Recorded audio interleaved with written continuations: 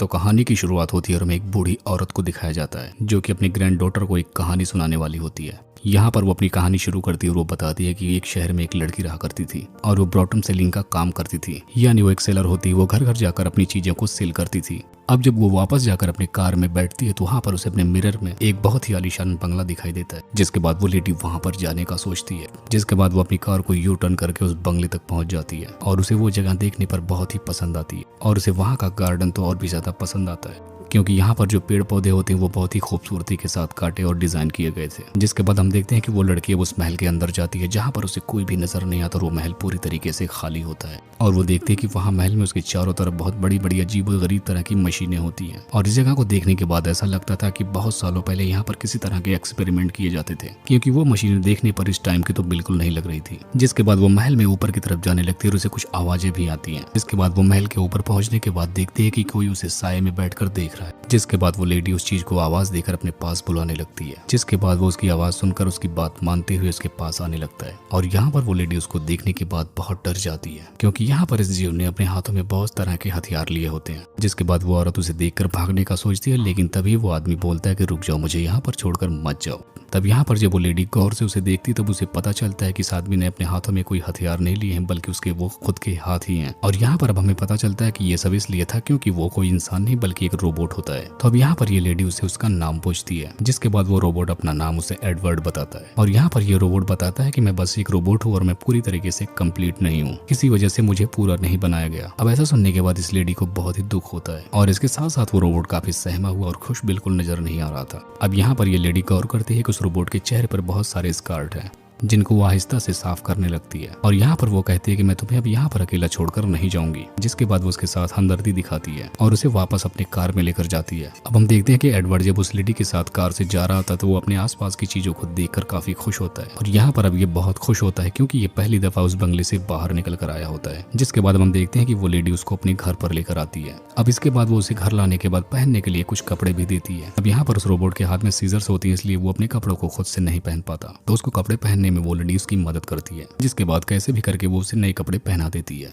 अब यहाँ पर वो लेडी उस रोबोट को डिनर के टाइम अपने पेरेंट्स से मिलवाती है। अब यहाँ पर वो एक रोबोट होता है, फिर भी वो लेडी उसे इंसानों की तरह ही बिल्कुल ट्रीट कर रही थी। अब यहाँ पर वो एक रोबोट होता है तो उसे खाना खाने में बहुत मुश्किल हो रही थी, क्योंकि वो इंसानों की तरह बिल्कुल नहीं खा सकता था। फिर भी यहाँ पर वो एडवर्ड को इंसानों वाला खाना ही देती है। अब हम देखते हैं कि अगले दिन उसके हस्बैंड वहाँ पर कटिंग कर रहे होते हैं। तभी यहाँ पर एडवर्ड भी आ जाता है और यहाँ पर वो अपने खुद के हाथों की मदद से उस पौधों को काट कर बहुत ही प्यारी डिजाइन दे देता है, जो कि एक बिल्कुल डायनासोर की तरह दिख रहा होता है। और ऐसा देखकर उस लेडी के हस्बैंड को बहुत ही ज्यादा हैरानी होती है। और यहाँ पर अब एडवर्ड पूरी फैमिली का स्ट्रक्चर भी उसी पेड़ पौधों में बना देता है। और ऐसा देखने के बाद वो पूरी फैमिली बहुत ही ज्यादा खुश होती है। अब यहाँ पर ये लोग जहाँ पर रहते थे, यहाँ के आसपास के लोगों को जब पता चलता है कि उनके घर पर कोई मेहमान आया है तो सारे लोग उससे मिलने के लिए आ जाते हैं। और यहाँ पर वो उस लेडी से आकर बोलते हैं कि हमने सुना है कि कोई तुम्हारे घर पर नया मेहमान आया और हमें उससे मिलना है, और सुना है कि वो बहुत ही ज्यादा टैलेंटेड भी है, इसलिए हम उसको अब डिनर के टाइम पर मिलना चाहते हैं। जिस पर वो लेडी उन्हें मिलवाने के लिए ओके बोल देती है। अब हम देखते हैं कि वो लेडी जब रात के टाइम खाना बना रही होती है तो सब्जियों को काटने में एडवर्ड भी उसकी बहुत तेजी से मदद करता है।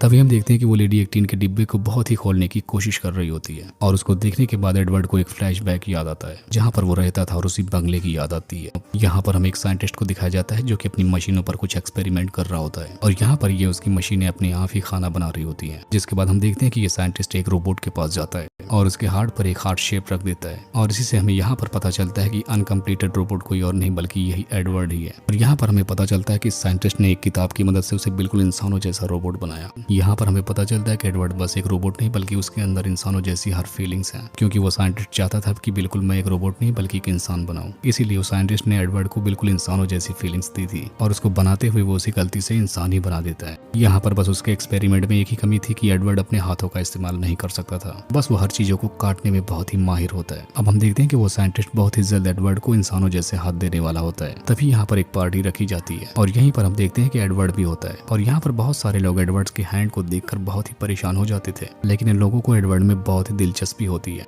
इसी वजह से ये लोग एडवर्ड के साथ बहुत ही एंजॉय करते हैं। अब ये कहानी प्रेजेंट में आती है जहाँ पर हम देखते हैं कि एडवर्ड रात में सो रहा होता है। तभी उस लेडी की बेटी वहाँ पर आती है जो कि काफी दिनों बाद अपने घर पे वापस आई होती है। यहाँ पर वो इतने दिनों से घर पे इसलिए नहीं आई थी क्योंकि वो कुछ दिनों से अपने दोस्तों के साथ साथ पार्टी पर निकली थी। यहाँ पर ना ही वो एडवर्ड को जानती थी, ना ही एडवर्ड को उसका कोई पता होता है। और यहाँ पर इसे देखने के बाद एडवर्ड बहुत ही डरा और सहमा हो जाता है। अब यहाँ पर जब वो अपना मेकअप हटा रही होती तभी उसे वहाँ पर एडवर्ड दिखाई देता है और यहाँ पर वो एडवर्ड को देखने के बाद बहुत डर जाती है, जिसके बाद वो चिल्लाते हुए अपने रूम से बाहर आ जाती है। और यहाँ पर तब उसे उसकी मॉम डैड भी मिलते हैं, जिसके बाद वो इसे यहाँ पर बहुत समझाते हैं और यहाँ पर उसको एडवर्ड से इंट्रोड्यूस करवाते हैं। अब इसके बाद हम देखते हैं कि एडवर्ड अपने घर के बगल जितने भी पेड़ पौधे होते हैं सबको एक नया शेप दे देता है। यहाँ पर हमें पता चलता है कि एडवर्ड ऐसा इसलिए करता है क्योंकि उसे इस फैमिली से बहुत ही ज्यादा प्यार मिलता है। अब हम देखते हैं कि यहाँ पर एडवर्ड जब अपने पड़ोसी की एक ट्री को काट रहा होता है तभी वहाँ पर उनका डॉगी भी आ जाता है, जिसके बाल बहुत ही ज्यादा बड़े होते हैं। और यहाँ पर अब हम देखते हैं कि एडवर्ड उस डॉगी के बाल भी काटना शुरू कर देता है और यहाँ पर उस डॉग को एक बहुत ही खूबसूरत डिजाइन देता है और ऐसा देखकर डॉगी के मालिक को बहुत ही अच्छा लगता है। और ऐसा देखकर बाकी सब लोग भी अपनी डॉगीज को लेकर उसके पास कटिंग के लिए आ जाते हैं और यहाँ पर सब लोग अपने डॉग्स के बहुत ही प्यारे प्यारे हेयर कट्स करवाते हैं। अब यहाँ पर हम देखते हैं कि एक लेडी अपनी छोटी सी डॉगी को लेकर आती है और उसके हेयर कट को चेंज करवाती है। इसके बाद उसे अपना डॉगी बहुत ही पसंद आता है। अब यहाँ पर वो लेडी एडवर्ड से कहती है कि क्या तुम मेरे भी हेयर कट्स कर सकते हो, जिसके बाद हम देखते हैं कि अब एडवर्ड उस लेडी के बाल को भी काटना शुरू कर देता है। अब यहाँ पर उस लेडी की इतनी खूबसूरत हेयर कट्स देखने के बाद आसपास की सारी लेडीज उसके पास आ जाती है अपने हेयर कट्स करवाने।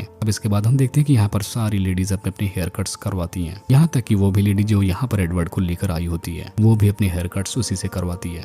यहाँ पर हम देखते हैं कि एडवर्ड इस चीज में काफी फेमस हो जाता है, जिसकी वजह से उसे टीवी शो पर भी बुलाया जाता है। अब यहाँ पर उसे बोला जाता है कि आप क्यों ना अपना सैलून खोल लें, क्योंकि आप तो बहुत फेमस हो चुके हैं। अब यहाँ पर जाहिर सी बात थी कि एडवर्ड को सैलून बनाने के लिए पैसों की जरूरत पड़ती। इसके बाद वो सेलर उसे एडवर्ड को बैंक में लेकर जाती है ताकि वो वहाँ से लोन ले सके। जाहिर सी बात है यहाँ पर एडवर्ड एक रोबोट है तो उसकी नजर में पैसों की अहमियत बिल्कुल नहीं होती, इसी वजह से इन्हें यहाँ पर बैंक से लोन नहीं मिलता, जिसके बाद ये लोग वापस आ जाते हैं। अब यहाँ पर हम देखते हैं कि एडवर्ड के दिमाग में बस एक ही चीज चल रही होती है, वही कि उस लेडी की बेटी किम, जिसे वो बहुत ही लाइक करने लगा था और यहाँ पर वो उसे बहुत ही चाहने लगता है, जिसकी वजह से उसे मोहब्बत हो जाती है उससे। लेकिन इस बात से जो कि किम का एक दोस्त होता है उसे बहुत जलन होती है।